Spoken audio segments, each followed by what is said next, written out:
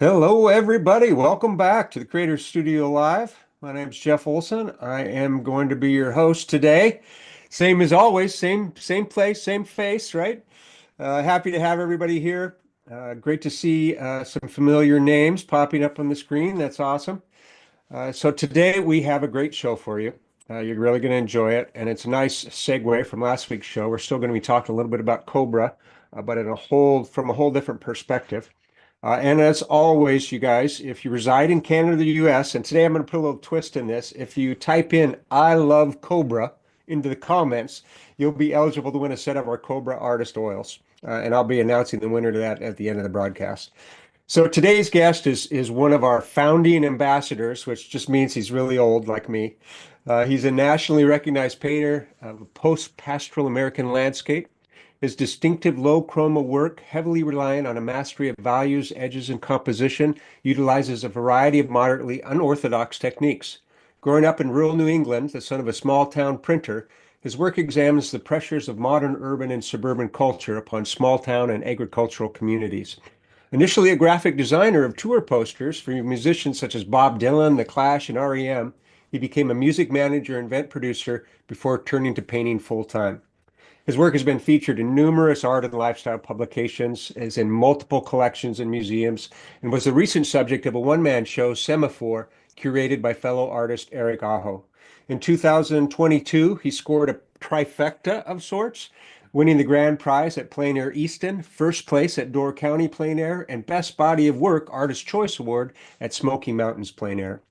With painter and designer Larry Moore, he created, this is a tongue twister here, so bear with me, On Train Air Painting Train, and the weekly live stream Reasonably Fine Art Talks, and Substack writing maintain a fervent following. Despite these achievements, his cats remain surprisingly unimpressed and merely wish he would provide more of the good food. Join me, everybody, in welcoming Charlie Hunter. Charlie, how's it going? Oh, never better. Never better, Jeff. It's great to be here. How are you? I am doing fantastic. Thank you so much for joining us today. This is going to be awesome. I've been looking forward to it. Are people typing in I love Cobra or I love Canada? Because It looks like there might be both. type, ladies and gentlemen, if you love Canada, type in I love Canada. That's what I'm looking for. Anyway, You're a border state, aren't you? yes, we are. Yes, That's we what are. I thought. Just That's right up myself as against, well. I am just two up hours from the against. border. Yep. Awesome. Well, we welcome all of our Canadian and all of our North American fans, as well as some international fans. So always great to see everybody on board for the show. And I'm looking forward today. So the way we're going to do this is I've got a few questions for Charlie. We're going to chat a little bit. And then he sent some excellent images of his work and recent trip to Southwest Texas, right? Big Bend National Park. And so we're going to get a peek at that, which you're really going to enjoy. And we're going to talk about some of the paintings and his choices along the way. And then at the end, we'll do a little Q&A, of course, as well. So without further ado, I'm going to go ahead and jump into it. And so I was doing a little bit of homework, and I came across all sorts of descriptions of you, Charlie, by your galleries and publications and whatnot. And I love this, and I would like to get you to respond to the following description of yourself. Charlie Hunter is a cheerful guy who paints drippy portraits of decaying American infrastructure in Bellows Falls, Vermont. That's about right. I'm a reasonably cheery guy who paints portraits of decaying American infrastructure in Bellows Falls, Vermont, and surrounding areas. I love that. I love that. The cheerful guy and the drippy portraits of a decaying American infrastructure. I don't know who the writer of that was. Was that you? Did you pen that or yeah, that's fantastic. I love that. Thanks. In several of your bios, you include memories from your childhood. And I was going to ask if you could recall any singular experience that still echoes with you today as an artist, as an adult. Well, absolutely. I mean, there's the great gift that art gives us is a way of expressing ourselves in a really profound. It's a profound communication with other people. And in first grade, where you do the thing of tracing your hand to make a Thanksgiving turkey, and my teacher my first grade art teacher saying, "That was something very good." I don't know what I did about that with that turkey that was so good, but it felt like, wow, I've somehow, reached, I've somehow communicated with her that I'm an actual person, with a handprint turkey. That has always stuck with me. The other great childhood memory that has stuck with me is when I had expressed a desire to learn more about art. I asked my mom how to paint, how to draw a barn, and she said, "Here's how you draw a barn." And she sat down, and I clearly remember thinking, as I watched her draw, she is going to be no help whatsoever. She couldn't draw her way out of a paper bag. That's fantastic. I had a similar experience with my father. But it was he had the opposite. He was kind of a closet artist. He was a in the grocery business, a meat cutter, all his life, and but he was a secret squirrel when it came to art until he retired, and then he started painting and sculpting. But when I was young, I remember him sketching something for me and just being in awe of it. Right. Oh, It I remember my dad drawing a car, and it was like, and since my dad had grown up in the 20s and 30s, the car was this wonderful antique car. I was like, God, that is so cool.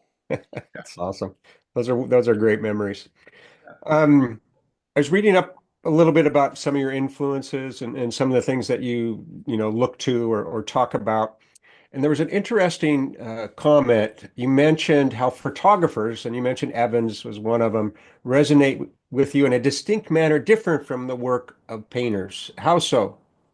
But the especially the American street photographers, people like Gary Winogrand in the 70s, and then before that, Evans and Dorothea Lange, and the WPA photographers and stuff. Since they are depicting, they are it is, you are seeing a reality in their work as opposed to the filter of brush marks on a surface. So you're seeing their vision is through the lens of a verifiable reality. And I love the toggle of painting in a way that evokes photography, because in a way that the viewer tends to believe the fiction that I am writing a bit more than if I wasn't using the tropes of photography. Yeah, yeah. I thought that was really an interesting comparison because I see that in the work. Evans is, fantastic and all the photographers you mentioned, but there's something ghostly about their images too, that I see in your painting. Um, because while they are a photograph of something that existed in that moment, they're also an abstraction Right. of it and a memory of it. That idea of memories comes up, and I really saw that as I was reading through that and thinking about your work. I've got a fun question here for you. One of my favorite songs is Poncho and Lefty by Townes Van Zandt. And there was an interview you were doing where you quoted a lyric from the song, and I'm not going to sing it. I'm going to spare everybody that, but I will read it. It's living on the road, my friend, was going to make you free and clean, but now you wear your skin like iron and your breath is hard as kerosene. Love that quote. And there's some others from that song I really love too. What is it about the song, that lyric, that really rings true for you? Well, I am an enormous singer-songwriter fan. And actually, I ran Towns's fan club Oh, in really? the 1980s. Yeah, I That's used to awesome. go on the road with him and Guy Clark selling their T-shirts and stuff. Holy shit. But Sorry, folks. I'm just fanboying out a little bit there. fan blown up. See, there's all of a sudden the Tourette's kicks in. Um, anyway, uh, what I love about that kind of writing is that it is so declamatory.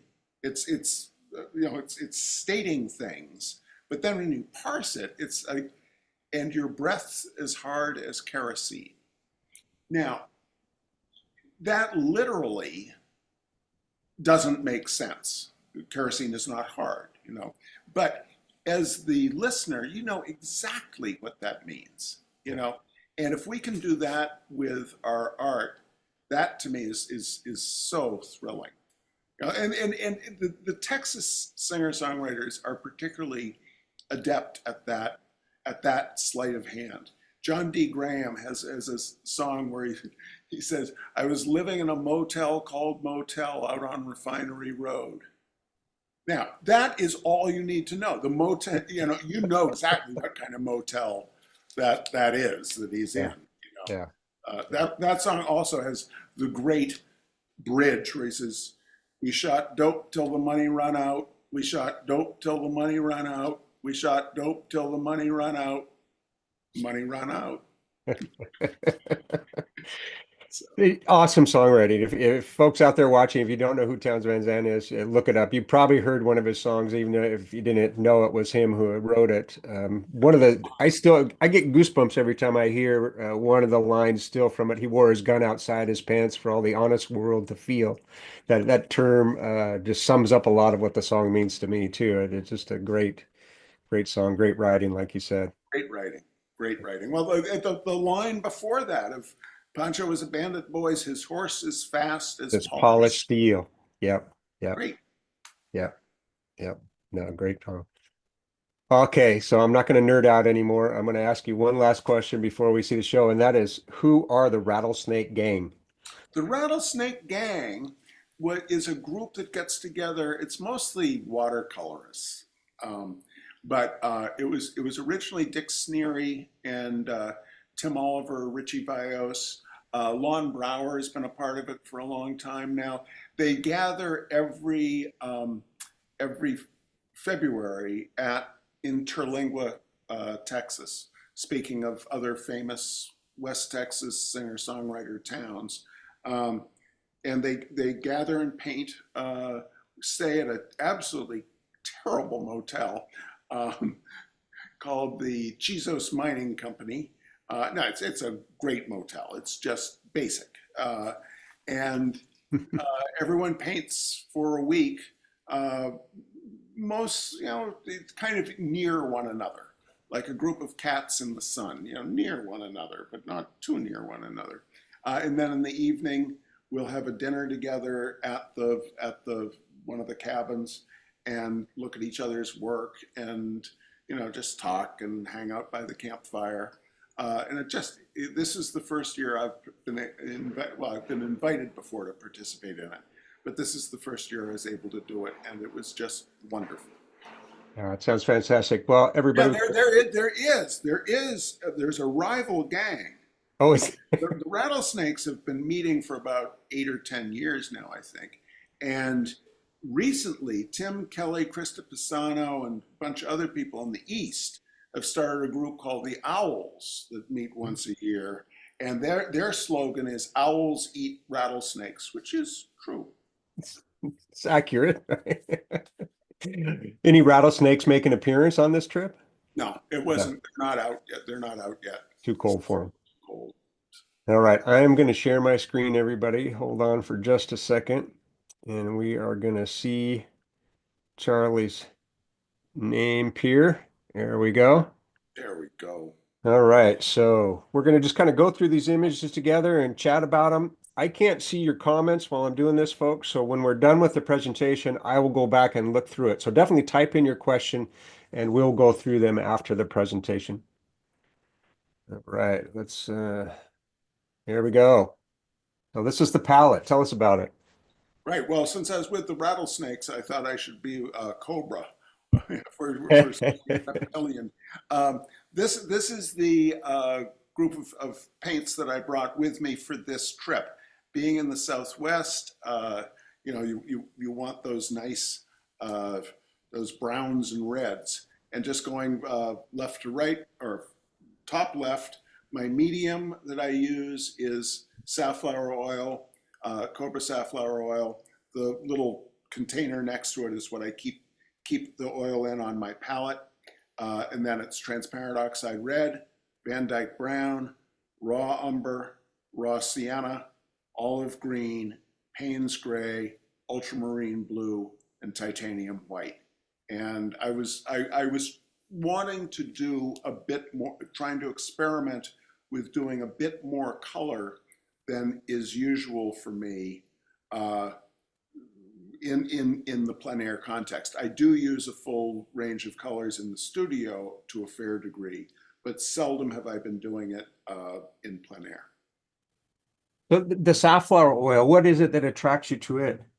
I like to put my first, oh, see the bowl in the upper right, those will have, that has water in it. The two bowls nest, it's only because 15 years ago when I started using those two bowls, I discovered they nested and I thought I might want two bowls of water. I never do want two bowls of water, but that's how they are, and I'm happy with that. So that'll be filled with water. I will do my initial block in using a very watery slurry, kind of a monochromatic. It's usually a mixture of the Van Dyke Brown and the raw umber mixed together with a palette knife on the palette. I'll put in a very, very watery tone and kind of get my basic idea of the big shapes. I will use water as my medium for the first 20 minutes, half an hour or so.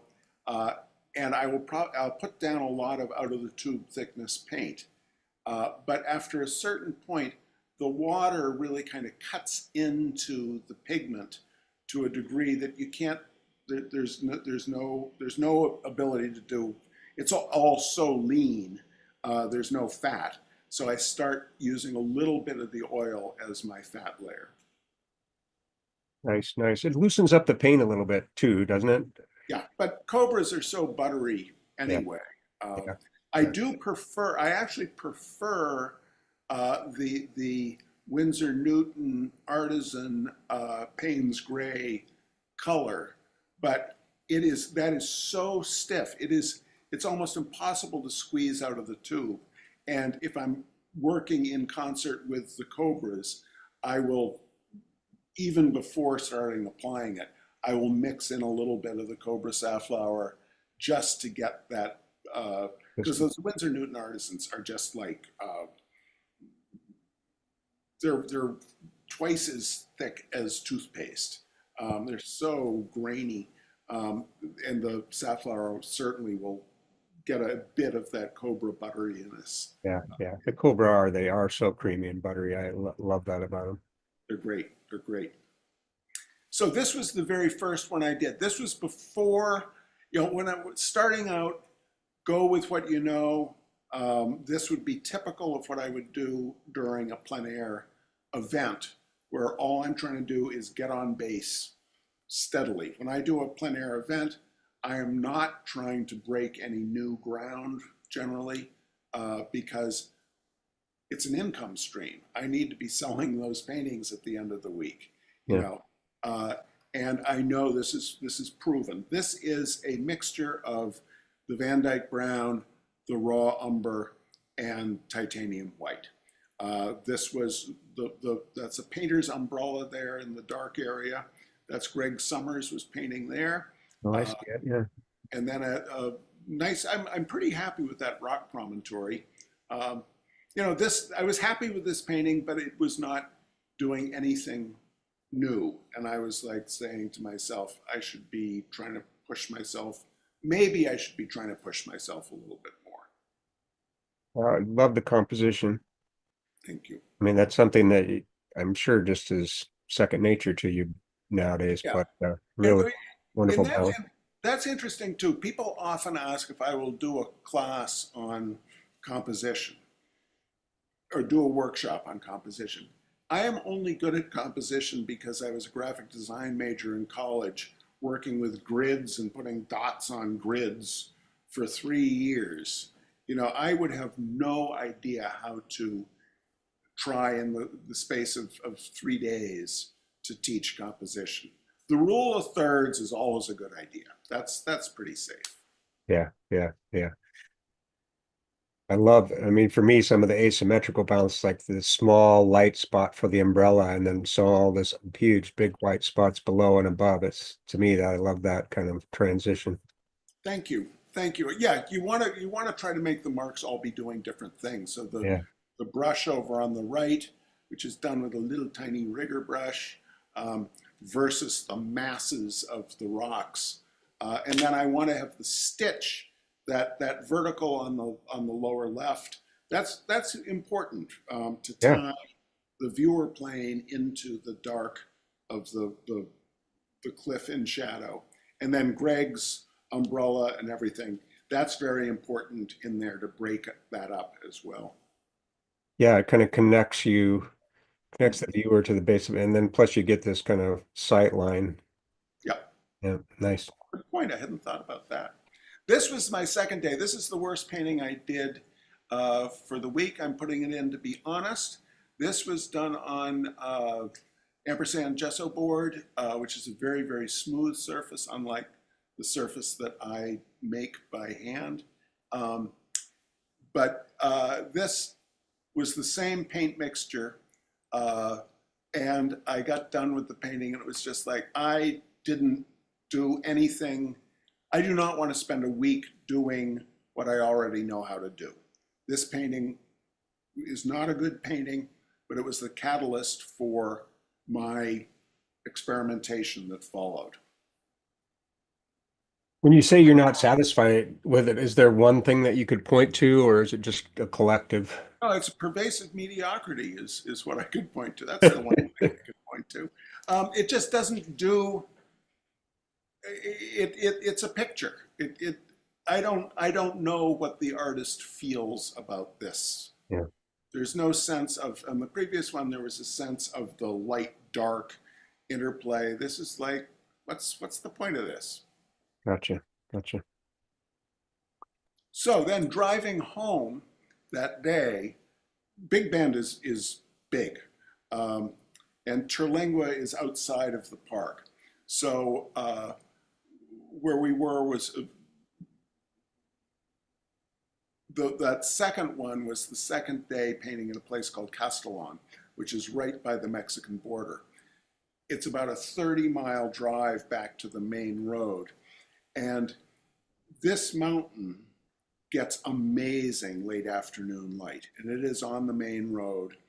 And the way the light was raking across the flat foreground, and then the mountain rising up, I simplified the forms, but the colors were, it was majestic in the idea of Purple Mountain's majesty,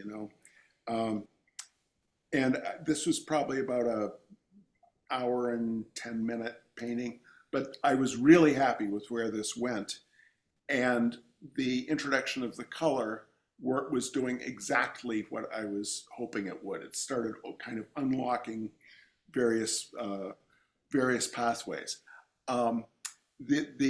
Again, I think stitching.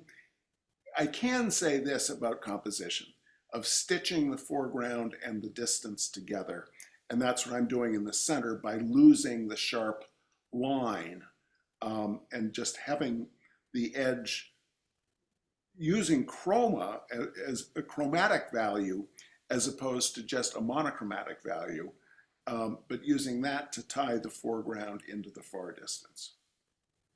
Yeah, I like that too. I like the fact that you didn't just make that line completely horizontal.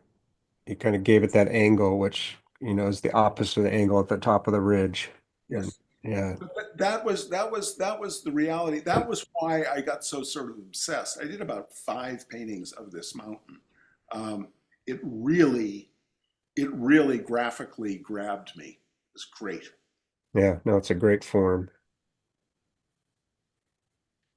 Same mountain. So this was uh, the I did this painting immediately after, the same day, immediately after that previous painting. Now this surface, you'll notice, has a slightly different texture. That is because it was, I participate in the Buffalo Bill Art Show and Sale in Cody, Wyoming, uh, and it's a they do a quick paint but it's a very cheaty quick paint because almost a lot of people work from what seemed to me fairly completed uh, like drawings Yeah. they'll paint. But I wanted to participate in the quick paint, but I wanted to do a bigger piece. Um, and so I went to a art supply store in Powell, Wyoming, which is not a place you would think would have a great art supply store, but they have a great art supply store. And the woman who runs it, she didn't have anything that was really close to my normal surface in the sizes that I normally work, but she had one that was like 36 by 48, and she cut it down to the size that I wanted, which is like 16 by 32. And then all the scraps she cut into 6 by 12s for me. Oh, This is a scrap that I had put a couple of additional coats of ampersand gesso on. So it's just a canvas board with additional coats of gesso. And this painting was probably a 45-minute painting. But again, just doing those big shapes, trying to climb into the graphic world of it. And I was pretty happy with this one. yeah. I mean, I love the economy of it. It just is wonderful. I mean, I can see you making the marks. Yeah, well, it's, Yeah. I was living in a motel called Motel out on Refinery Road. It's how do you tell this story in the simplest way The possible? simplest way. How do you move the viewer Yeah. without, vomiting forth a whole bunch of unneeded adjectives? Yeah. There is a wonderful geometry in the landscape that's kind of underlying everything, and this really captures that. And I really wanted, since I wasn't painting for We'll go a back. plein air event. I wanted my mark making this week to be kind of more wild Yeah. than I normally do. I wanted to get away from. I wanted to have it be more authorial. The Hmm. personality of the author being a little bit more evident Yeah. than uh, other stuff. But to me, that's such a essential part that fingerprint of the artist, if you will, that mark making. Yeah. Now this was another. So I having gotten so into that Tool Mountain, that shape of it against the sky, that sort of is where I decided I would go in my exploration for the week. Is mountain against sky with foreground. Um, Again, down near Castellon, there was a butte that had, well, this is the butte, but in reality, it ended. It is not as long as I made it, but graphically, I wanted it to be long. So this is an untruthful. This is a story truth painting. This is not actually what it looked like, but it is what it felt like to me. In terms of Cobra, just paint application, what I did on a bunch of these, and it's very evident here because you can see the brush stroke in the where the edge of the mountain, the face of the mountain is against the sky. I put in a tone of again, the very, very watery, the very, very beginning of this painting. The first mark I put down was with like a 3-inch chip brush, a slurry, a watery slurry of a mix of Van Dyke Brown and raw umber. And that is the sky tone.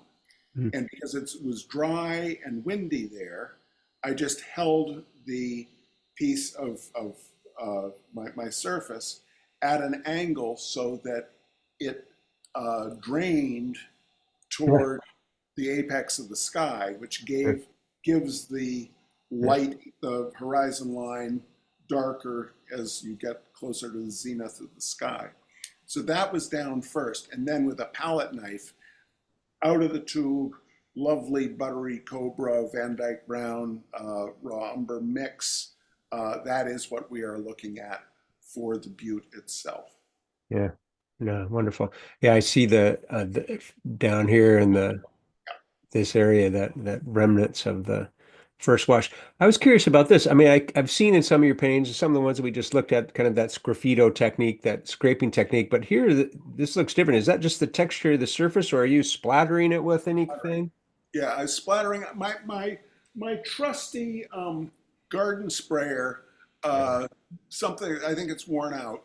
So I was using a toothbrush. So I was just dipping Um, the toothbrush in my water and spattering the surface, letting it sit for 5, 6 seconds, and then taking a piece of paper towel and blotting it, and hmm. it lifts the paint off of it, which gives that again. That's playing with the photographic tropes, right? By Yes. using Yes. the kind of sepia tones that people think of as being photographic, and then when you break it up with the spatter, it looks like a damaged glass plate negative. Yeah. So this is very paintered, very painterly in that the marks are not photographic at all. Hmm. But if you're using a couple of photographic tropes, then you're all of a sudden back in that photographic game, which I think is a fascinating game to be playing. Yeah. It's wonderful how your eye and your brain toggle back and forth, uh, Right. looking at things like that. Yeah. And the way go back 1 second Okay. about that Okay. previous one. That the other technique I wanted to just point out uh, of the light raking across the face of the mountain. That was just two swipes with dry paper towel. So I'm just pulling across, and that removes paint and gives as Lon Brower and I were talking about, that all our painting is a whole bunch of tricks, that just have to be in the right place. Yeah. Okay. Uh, All right. Next slide. Next I slide. love it. I love it. It's back to Tool Mountain. There were all kinds of great, very unfriendly looking, scrubby bushes. I guess a lot of it's mesquite out there. And so I wanted to try including that. And I had a bunch of 9x12s as well with me. This is a homemade one. Again, or what I do is I take cheap muslin from the fabric store and glue it using Amsterdam binder. Uh, I glue it to gator board, and then size it with the acrylic binder, and then 3 coats of gesso. And I do not sand between coats because I like the texture that the brush leaves. Um, but again, this one is going back to being primarily monochromatic, but I gave myself permission to because I wasn't feeling like I was mailing it in anymore. I felt like I was in service to the muse I was courting this week, and really having fun with the mark making for the mesquite, because it's both very, again, the watery slurry of the with the rigger brush, uh, then also palette knife, the very dark marks over there on the left, on the upper left, um, and then in the body of the painting, the white is both scraping, but then it is also taking the rigger brush and loading it up just with water Mhm. and letting it drip, and then again blotting with the paper towel, and it lifts all that paint out. So I was pretty, and again on the lower right, you can see I use that spattering technique again. Yeah. There's also a lot of scraping with palette knife. I was having a great time, I'll tell you. I love that. Yeah, the bush and the grass and all these kind of things, they have a real organic feel to it. It doesn't seem contrived at all. And the spontaneity of your hand too is really remarkable. I loved your comments about the texture of the surface too, on this face of the mountain, but also on the plane of the foreground. The texture really becomes part of it too, and kind of moves us back and forth between painting and image. Yeah, and The mark making I was thinking about on this, even though this is oil, I was thinking about Wyeth's watercolors. Mm-hmm. Those that beautiful gestural stuff Yeah, you do, but then also scraping away at it, which you don't get to do if you're a watercolorist. yeah, yeah. That's nice, and it works really wonderfully in the Thank you. foreground areas. Awesome. Thanks. This is back to Black Butte. Again, highly stylized, but really enjoying using additional colors. And again, look at the sky. That is more of the Van Dyke brown than the raw umber, the way that precipitates out that kind of rusty color. But again, I put a watery pass at the very beginning and let that set up to give me as much sky tone as I wanted. Um, but then using a little bit of the transparent oxide red, ultramarine, in concert with the Van Dyke brown, raw umber, which are what is my darkest darks really, and then a little bit of titanium white mixed in there for the transition between the light and the dark. Yeah, yeah. And the atmospheric perspective with the cooler colors really is nice. Thanks. But and again, look at all that spattering. I was doing a lot of spattering, wasn't I? It looks great. It looks great. I love those kind of effects. Oh, so much fun. I was Yeah, having it is a lot of fun. It is a lot of fun. Now this one is going to the Briscoe Museum in San Antonio. Tim Newton wanted me to do a 12 by 16 for their small works show. It was colder and get out. Uh, it was windy. It was cold. It was like 38 degrees, and it was late, and we had to I had to get back to the motel to pay the outstanding balance on my room and do the group photo. It was the last day. And so this is a 38-minute painting, ladies and gentlemen, of my beloved Tool Mountain. I'm going to do a little bit more work on the foreground now that I'm back here at the studio. And then I'm going to send it off to Tim. But I'm amazed when I look at something like this. I say, it's not bad, not No. bad, you know? Because gosh, you know how we all feel. You're looking at something that is stupendous, and you're in a rush. Normally, bad things happen, but by this week, I've been painting intensively enough that I think I must have known what I was doing momentarily. And that's using a lot of water as the medium. I mean, I don't know if there was any oil, any additional oil used in this, because the raw the raw sienna that is just out of the tube paint with a bunch of water and then quickly brushed on.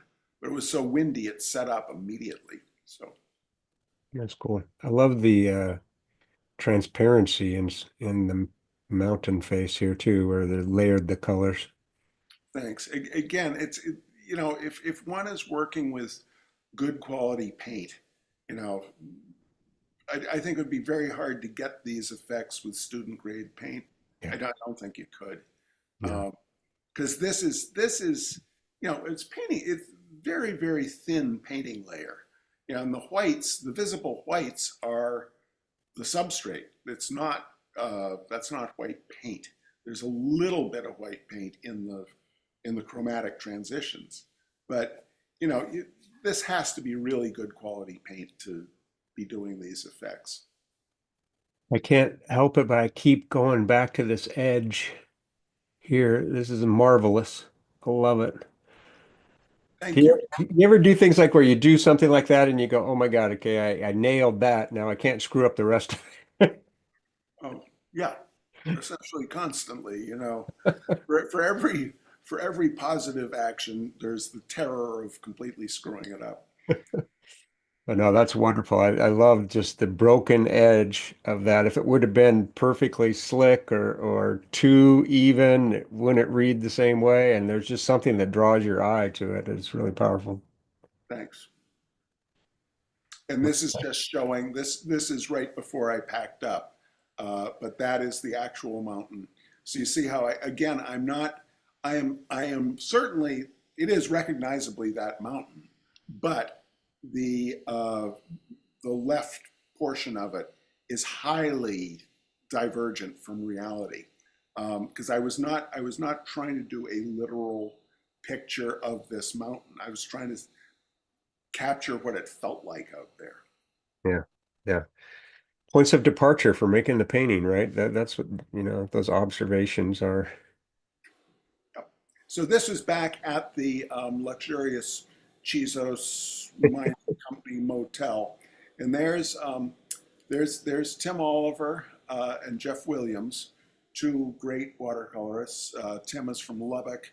Jeff is from Stillwater, Oklahoma. They're both enormous human beings, ladies and gentlemen. Those are like 6'6" people there, and we this that was they're staring at that's my bed that we have a bunch of stuff on, and then on Dick Sneery's bed is the other picture, and that's Gary Johnson's monochromatic watercolors. Such fantastic work. Gary Tucker. Greg Summers' oils are in the lower right. Dick Sneery's watercolors are up at the top. And Tim's stuff is over to the left. I mean, it was so great seeing all these, just being part of this community of painters for a week. Yeah. That's interesting to see. I mean, your work has that monochromatic, but to see these watercolor painters, it reminds me of kind of those early British Golden Age watercolor painters like Sandby. They all had that kind of muted monochromatic look to their early works. You know what I'm talking about? I don't. I am pretty ignorant of watercolor. Samby, Samby. Sandby, yeah, Sandby. So the early days of British watercolor painting in the 18th century was dominated really by a monochromatic palette. A lot of graphite and ink was used as well. And then Turner, blew that all up with all of his wonderful color. But really interesting to kind of see these compositions. They immediately reminded me of some of those early British Isn't lands. that great? Isn't that great? I mean, I love being part of a tradition, Yeah, whether overtly, knowingly, or just it inherently colors us. Um, but I mean, Gary Tucker's stuff, both that riverscape in kind of the center lower right, and the church, which looks almost like a photograph, uh, which is about halfway. It's next to our pictures are talking right now. That on the bed right there. Those were amazing paintings. He's a great painter. There are a bunch of great painters there. that's fantastic. What a great opportunity. Oh, it's great. And I just wanted to show folks uh, a couple of the tools that are the accessories that I find very useful. Um, from Big Bend, I left the Rattlesnakes. I drove along the border, managed to avoid all the hordes of illegals coming across. I didn't see any. Did see two Border Patrol trucks during my hour and a half long drive. That was it. And then to Presidio, and then I drove from Presidio up to Marfa, Texas, where I got a great cup of coffee, and spent the night in Van Horn, Texas, at a wonderful hotel, and then drove from Van Horn through Carlsbad, New Mexico, which may be the most charmless town I went through the entire trip. But if you are looking for fast food, that they do have most of the fast food restaurants you could think of. And then I drove up from there to Santa Fe, and I painted outside of Santa Fe for about 4 days. And I went to, having had such a great time at Big Bend National Park. I went to New Mexico state parks because you're welcome to paint there. No one's going to run you off and yell at you. I was not concerned about the architectural landscape. I was really wanting to just, that week at Big Bend had primed me to really just want to paint pure landscape. So state parks are great. This is basically the view that I had at the state park. The picture of the silver objects, those are Raymar wet painting carriers, and they're invaluable. I had a Yeah, 9 very by handy. 12 and 12 by 16. You can stick, 1, 2, 3, 4, 5, 6 9 by 12s in the 9 by 12 one, and then a whole bunch of 6 by 12s in the 12 by 16. It's so helpful. And then I paint out of the back of my car.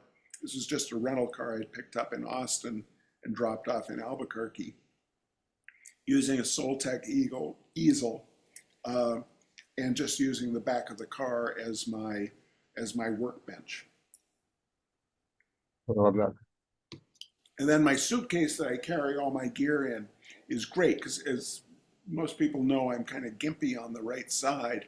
And this Thule suitcase I have, it is two separate bags that zipper together, which is wonderful for maneuvering. And so my painting gear is in one of the bags and my clothes are in the other.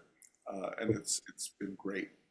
So in that day painting at the state park, this was the two paintings I did that day. I again, by this time, I really felt like I was seeing well. I was accomplishing what I wanted to accomplish. I don't think these are staggering works of heartbreaking genius, but I think they're solid. They're solid pieces that are starting to describe what I'm feeling.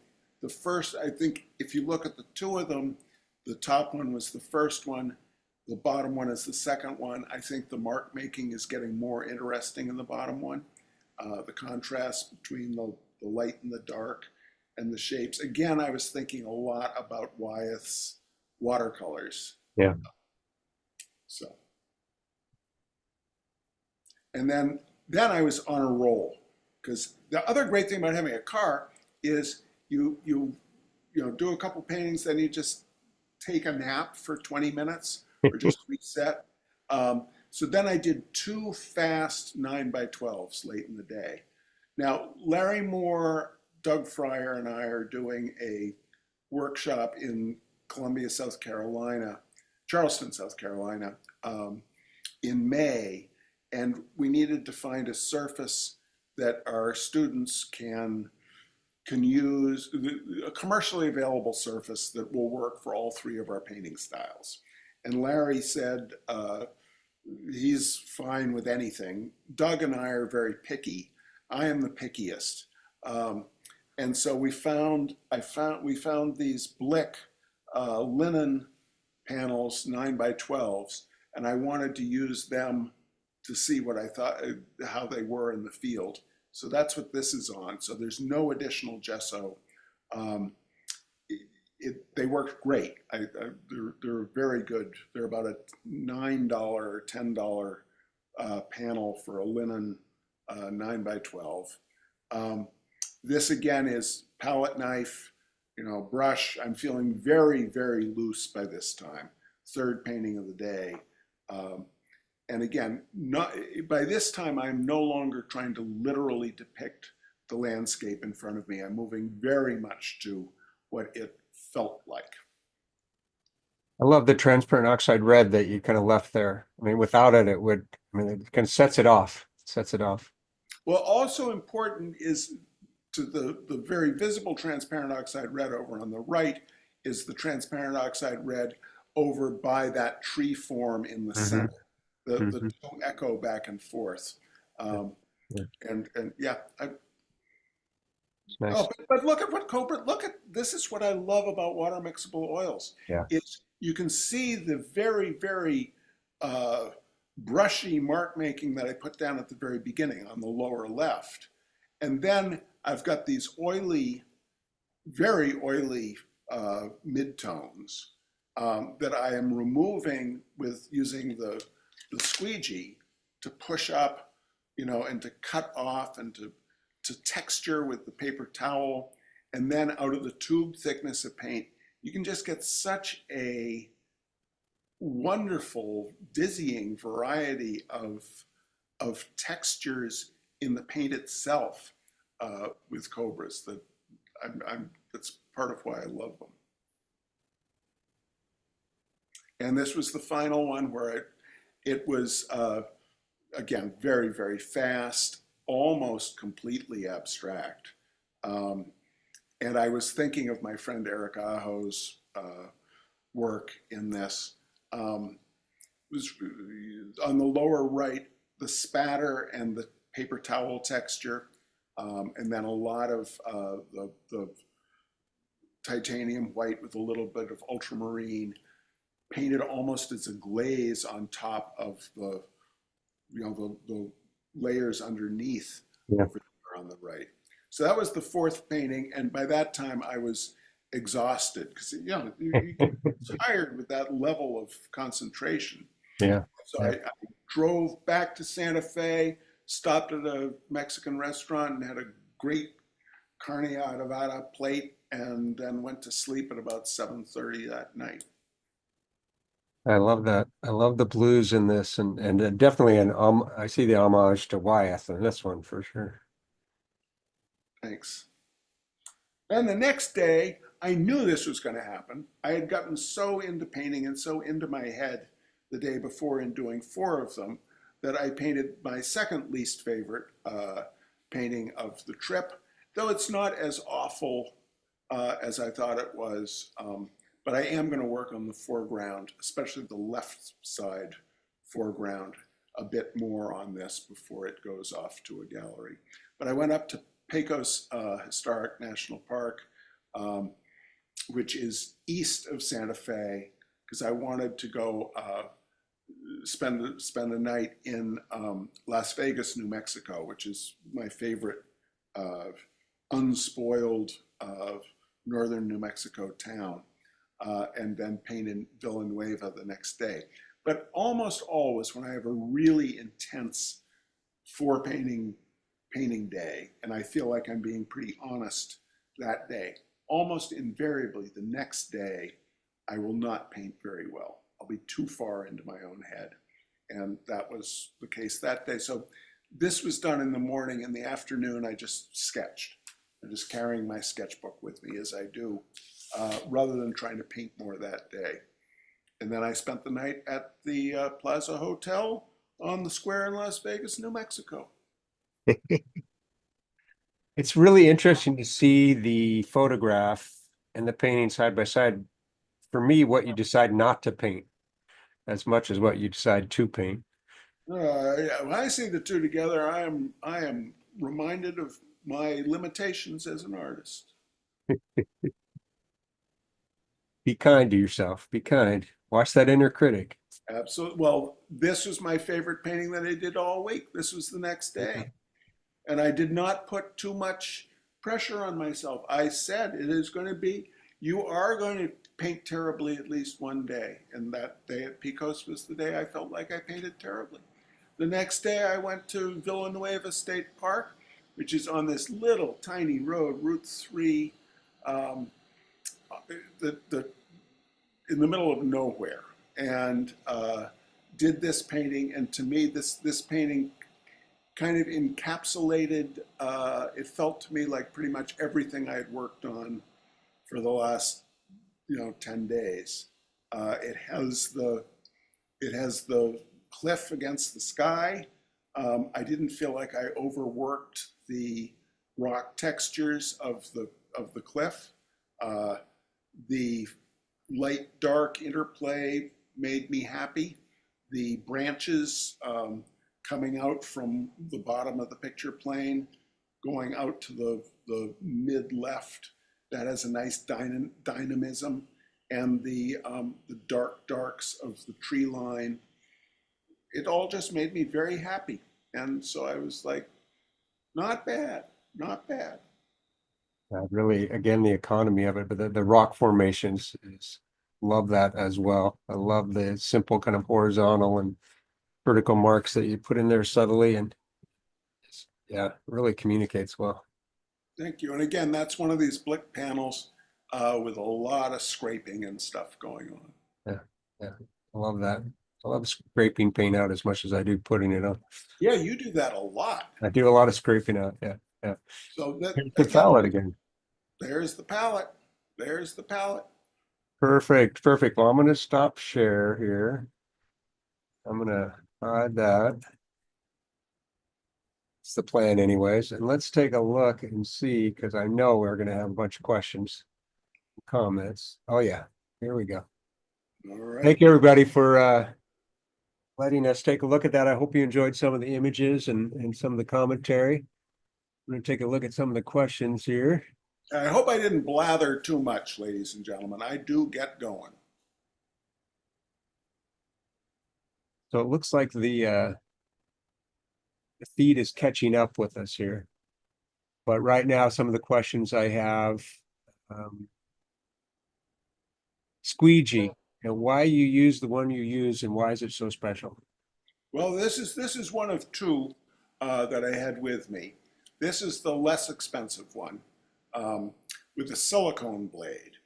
Now, Ettore, you must get an Ettore squeegee. No other brand has both the balance and the quality built in.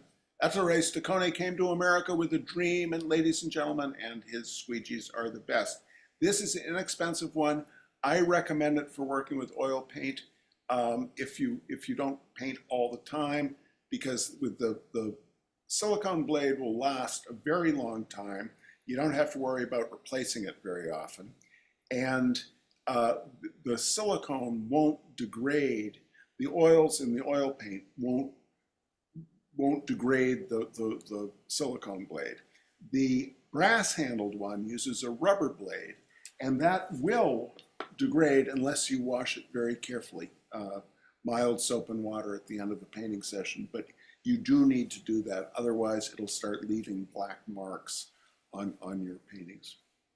But squeegees, what I love about squeegee is both it removes the paint, so you can get a wonderful light dark dynamic, and it gives the hint of the man-made landscape, because man loves straight lines, and straight lines, yeah, they're straight-ish lines in nature, but not straight lines. And a squeegee, boom, you put the mark down, and that you can see the hand of man has made itself known. Got another good question here, and that is about the safflower oil. Do you apply the safflower oil first to the panels to help reduce the paint, or yeah, to help you reduce the paint, or just on the gesso board? Um, I I apply this week, this week that or the week that we just went through. I did not I did not oil out any of my surfaces before I started painting. I only started using the safflower oil partway through the painting when I wanted to start getting fat layers in there. I did not, it's not in the initial watery slurry at all, because it would not set up. I mean, the great thing, both the great thing and the challenge of oil is that it is not going to set up during your painting session. It's going to be open, open, open.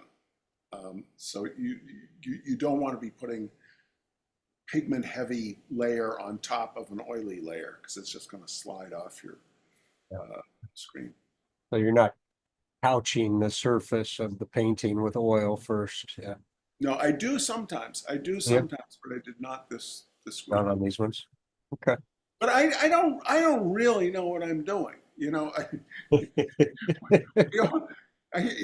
you stand up there and look at the palette. It's like, how am I supposed to be doing this? It's baffling. Um, Gary wanted to know what brand the silicone squeegee is. Ettore, Ettore. Available at better hardware stores, or you can go to the 100-studio.com, and it has on the materials store page, there is a extensive uh, description about various squeegees. This is the Pro Grip, the 6-inch Pro Grip. Gotcha. I think we got time for one more question here, and that is the splattering technique. Misty wants to know, you're just using water for that? Yeah, just what? Well, sometimes if I've got a white or very light area, I will dip the toothbrush in uh, a darker watery mix, and spatter so that it makes a positive mark as opposed to a removal mark. Perfect. And then sometimes you said you're blotting it as well. Yes. All right. Well, one more question I'm going to squeeze in there because there are a few things about the time that you spend. You mentioned 38 minutes for one or this. Do you ever in advance say, I'm only going to work for 30 minutes on this and then I'm going to stop? Or is it just open-ended? Well, on that one that was 38 minutes, I knew I had 38 minutes because I had to get back to the motel. Gotcha. It's one of those motels where the owner says everybody has to be paid up by 5:30. So going to be paid up by 5:30. But normally it's more open-ended than that. And I certainly wouldn't do that on the first day or two of painting, because at the first day or two of painting, you're trying to woo the muse back. And by the end of the week, when you're feeling, yeah, I've got a rhythm going, then you can say, I've got this tight deadline. Where can I get to? But at the beginning, you're fighting the inner voice. Why add to that baggage by saying, I have no idea what I'm doing. I'm not any good, and I'm going to try to do it in 38 minutes. That would be a bad idea. I mean, it came up actually in a couple other talks recently for me about using a time limit to help people loosen up a little bit and to be more expressive. And I was just curious. Oh, that's interesting. Well, I mean, I can see if if it's like an exercise. We're saying we're going to do 8 variants on this, no more than 25 minutes per variant. Mhm. Yeah, that makes sense. But I was thinking about if in trying to make a finished, Yeah. you know, because I wanted I do view these pieces as being substantially finished. I may go in and tweak a few of them. I'm certainly going to tweak the 12 by 16 one before, cause I'm going to do that foreground work that I talked about. There we go. Yeah. But a bunch of the others are done. They're just less finished, less polish than a lot of my the work that is normally seen. Excellent. Um, as far as final comments, I had a note here that you're participating in the 2025 Art in the Open in Wexford, Ireland. Is that correct? That is correct. That That is is awesome. correct. And it's a chance to get out of the country while we still can. So we'll see. And then also, you're the recipient of the August residency at the Tides Institute in Maine, Eastport, Maine, correct? Yeah. Oh, yes. So I guess I have to come back. I've got to You have to come. come back. Yeah. That's going to be neat because that's it's the easternmost city in the United States, and it was a Oh, huge. It was the center of the sardine industry, and in many ways, its history parallels that of Bellows Falls, Vermont, and to get to kind of submerge myself in a town that I don't know as well as I know Bellows Falls, but has so many parallels to it, is going to be just a wonderful opportunity. that's interesting to know. Most eastern port, hence the name, Eastport. Makes sense. another quick question. The semaphore show, is that still open or up? No, that's gone. Okay, That's gone. I think it's on the Brattleboro Museum website. gotcha. The show is still visible there. Any other upcoming exhibitions you want to share with folks or places to see your work? Let's see. Well, a lot of these pieces will be in a show in Santa Fe at McClary Fine Art in June. That 12 by 16 will be at the Briscoe in San Antonio. Then I've got a show in September here in Northampton, Mass. Yeah, And then nice. aside from that, I'll just be around and about. There we go. Well, this has been awesome, Charlie. Thank you so much for taking time out of your schedule. I know you're busy. I know you just got back, right? So that Just got really back and generous of you. we had town meeting on Saturday, Holy and smokes. then today we had a recount because someone did not like well, one can assume that someone did not like the outcome of the consolidation of the fire departments, the volunteer fire departments in town. So it's been busy here in Bellows Falls. It's been It a busy sounds week. like it. Yeah. It sounds like it. Some real public discourse taking place. I love it.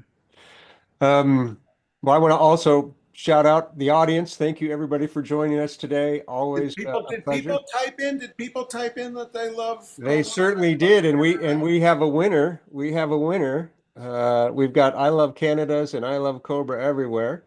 And I would like to give Judy Magoon a shout out as our winner of some Cobra oils. So, Judy, congratulations.